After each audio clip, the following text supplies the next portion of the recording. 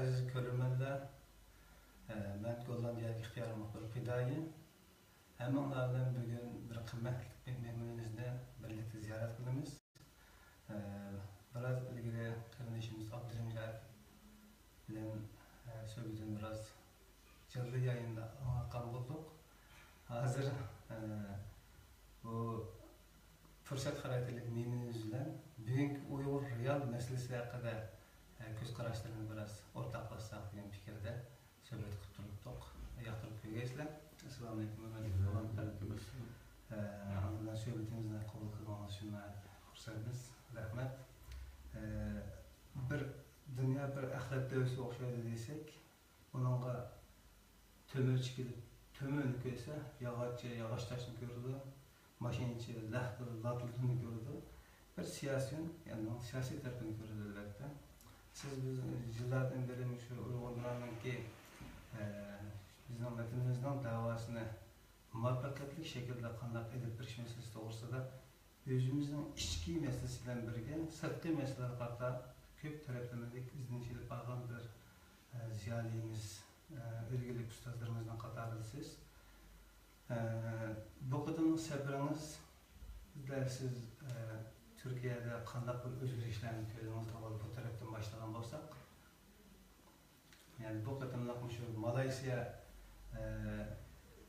Tayland, Singapur qatorli davlatlardan, Vietnam, Burma qatorli chekatlardan chiqib chiqqan yangi avlod muhojirlarninki Turkiyadagi muhojirasi qatilgandan keyingi havosida qanday bir narsalarni payqadingiz, qanday bir ko'rindisi bo'lmaydi?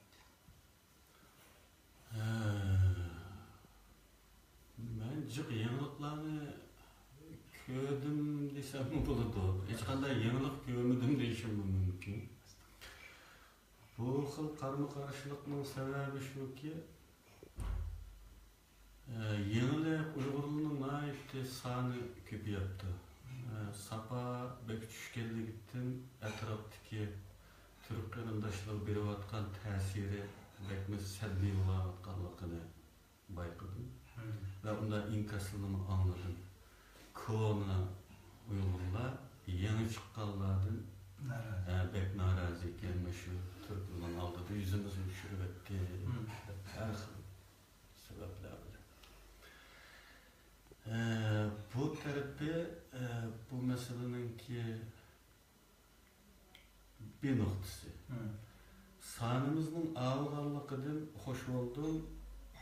Bunun sebebi biz sanımız ağırlandığı ki şununla yarışa balı çakallarımızın buludu ve balı çakalının sanının məlum nispette köpəyən vaxtı bizning mektep etişqə imkaniyet verildi. Bunun bilan bizning Uyğur tilini saqlab qalışqa bir yol açılgan buludu.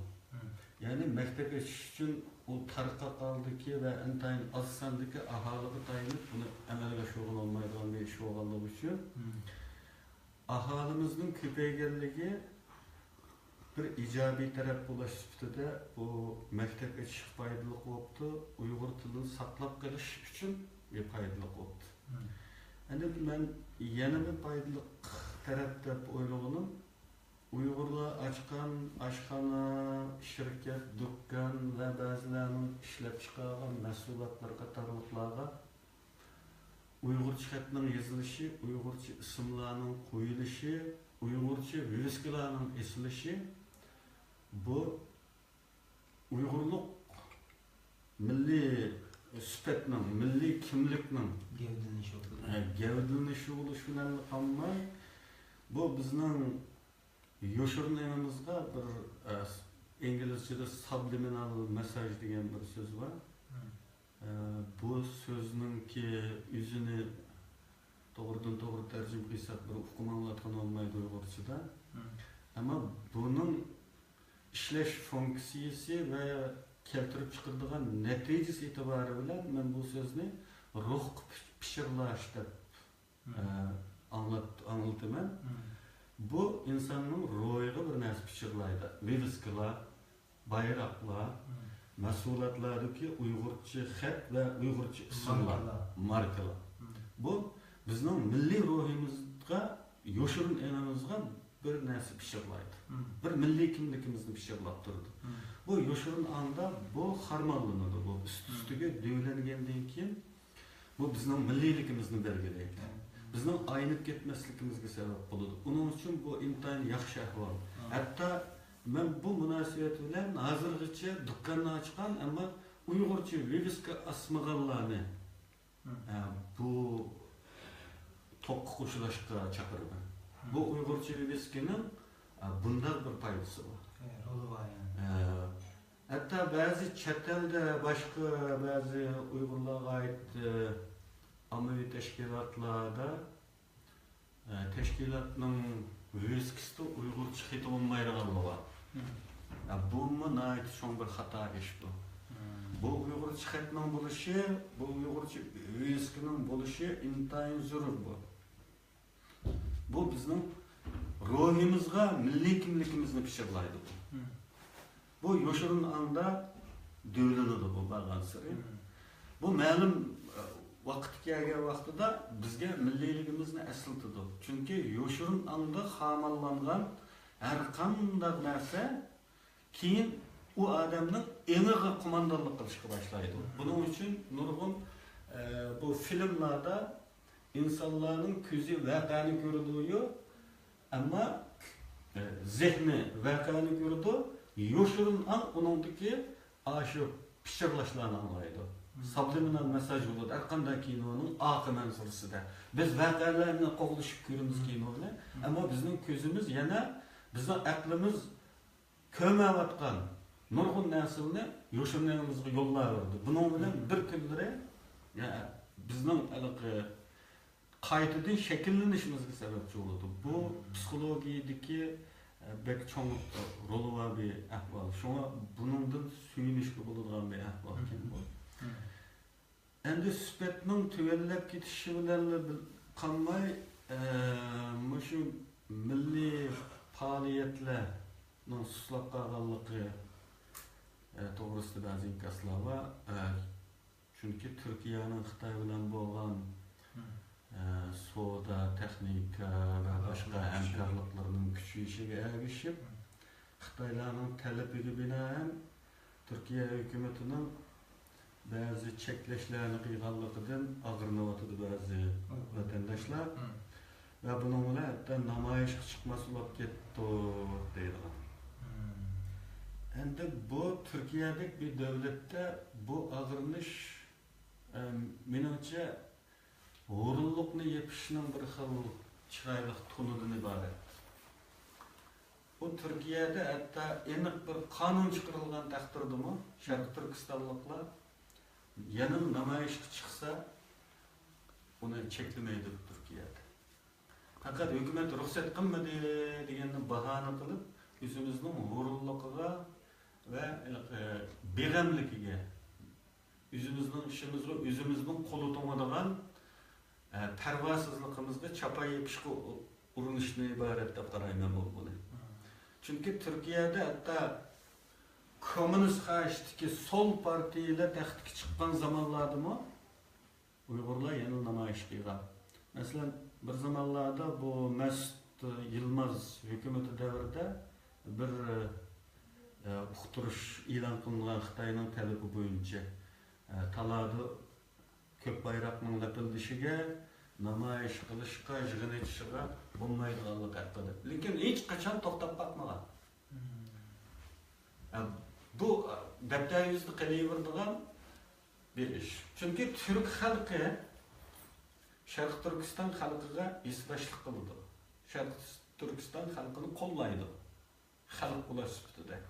Shunlashqa undan siyoset anda oldu, manda oldu degan bahonani qilmay bu faaliyetlerini qilaverish kerakdi. Bu noktada biraz acizlik qolganligi kishini afsuslantirdi.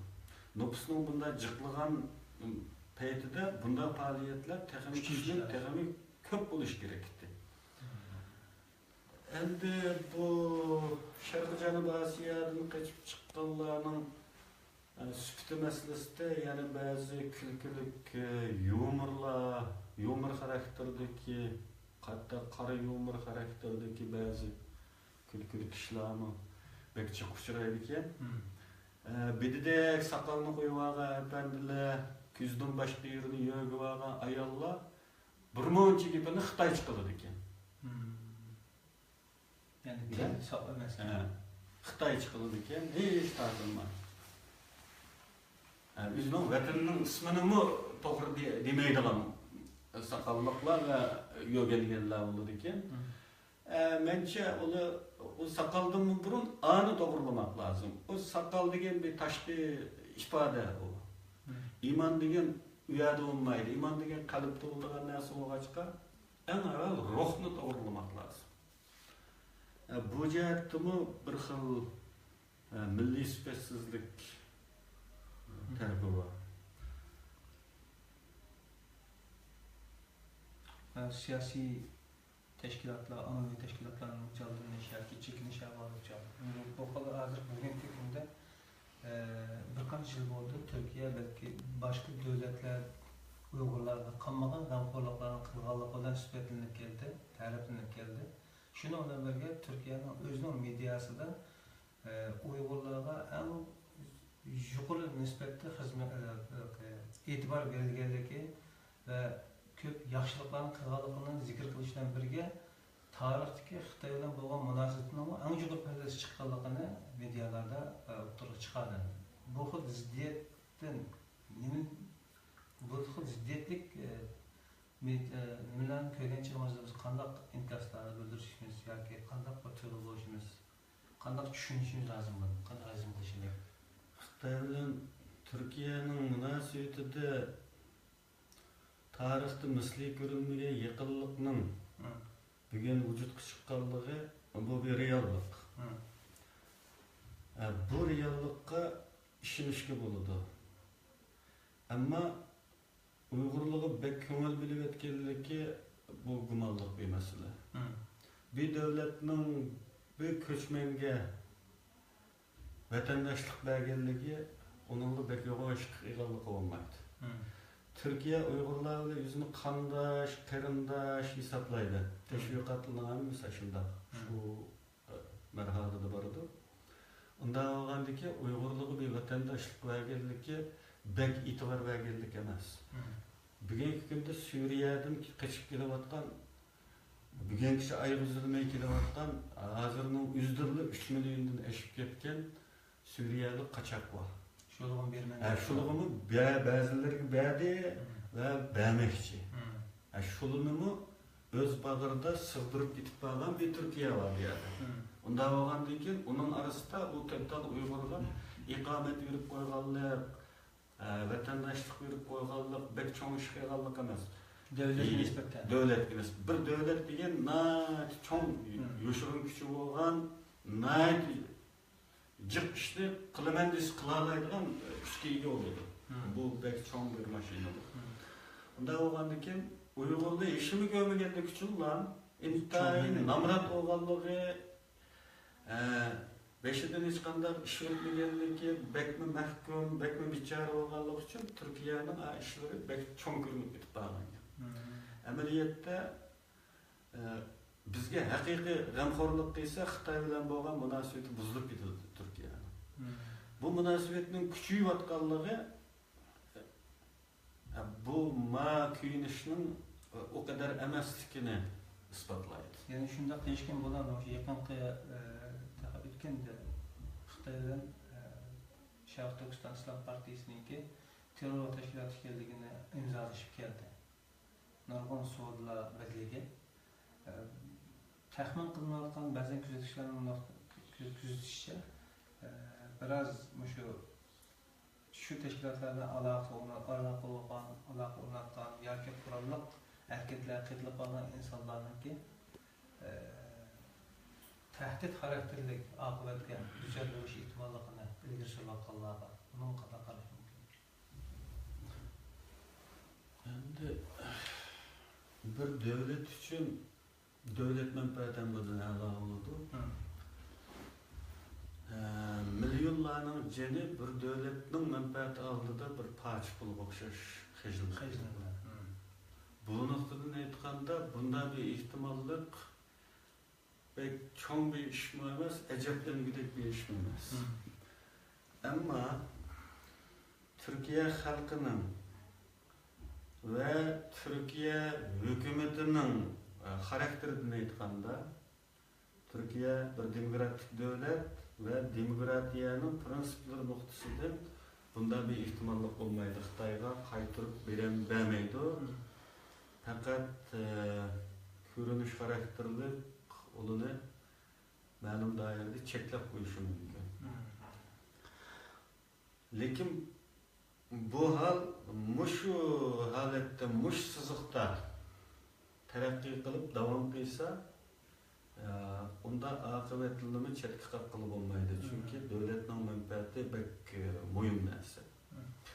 Bunun ustiga Xitoy kundan kunga yukselayotgan ve dünyanın birinci numaralık süper küçüge aylanayotgan bir devlet ve o güçlük bolganlığı ve başka devletlerin onunla hayır işke gücü yetmezlikten faydalanıp tarihte misli görülmegen zulümler bizge kılavatdı.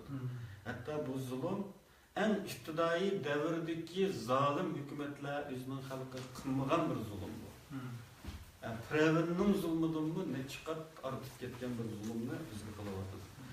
Bunun sebebi atalmış demokratiyanın hamisi atalgan kişilik hukukunu davran sekilatkan çoğun devletlerinin Xitayga ma'lum ihtiyacının bolganlığı ve Xitayga tur diyemeydigan halatda bolganlığından Xitay faydalanıp ketip baradi.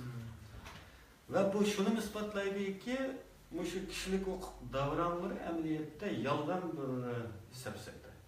Eğer bu rast oladigan bolsa, biz bu halda olmayız. Bu fakat ma'lum guruhdagi kishilarning manfaatiga to'g'ri kelganda kişilik hukuk maydonga chiqadigan bu Osiyo Afrika xalqlarining ustida bo'lganda bu ish bu kişilik hukukning hech qanday roli bo'lmay qog'oz yuzida qoladi. Va buning bir dalili bu. Endi bu Xitoyning shu yo'sinda ketishini biz to'xtamay bundan ketadi deb qaraydigan bo'lsak, bu xatar cho'qim yuz berishi mumkin. Ammo har qanday narsaning bir cheki bo'libdi, hamma narsa fani bu dunyodagi bu nuqtadan Xitoyning balkim oxirgi kunlarini yashayotgan bo'lishi mumkin. Ko'nlarda sirki qancha kuchli bo'lsa, qachish shuncha chopsa yeriladi degan bir tamsil var. Bu zulm bu kadar küçüyüp ketkenlikten bunun çokum yerildiğin vakti yakınlaşkan buluşu mümkün. Rahmet, Allah razı olsun. Vatanın içindeki meselelerine nispeten yine bir söhbet kılımız vardı. Açıkçası vaktimiz biraz kıstap kaldı. Bu kıskalan vaktin fırsat bulup chet ellerdeki bo'lgan shu Türkiye'de yaşayotgan muhacir sepetiki qarindoshlarningki zehniga Uyghur siyasi küzelkişi ve yazgıçı olan Zulfikar akamizningki fikrlarini taqdim sungan bo'ldik. Bu orqali ularning biraz manfaat deb qarasak, bizning bugungi xizmatimiz o'rnini topgan bo'ldi deb qaraymiz. Diqqat bilan ko'rib berganingizga rahmat. Fikr va talablaringiz bo'lsa, yorum orqali inkas bersanglar, inshaalloh akamiz bilan tor orqali bundan keyingi suhbatlarimizda davomlashtirish tirishimiz ve suallarınlar olsa cevaplaşma tirişimiz. Rahmet, Allah'a emanet. Esselamu Aleyküm ve Rahmetullahi ve Berekatuhu.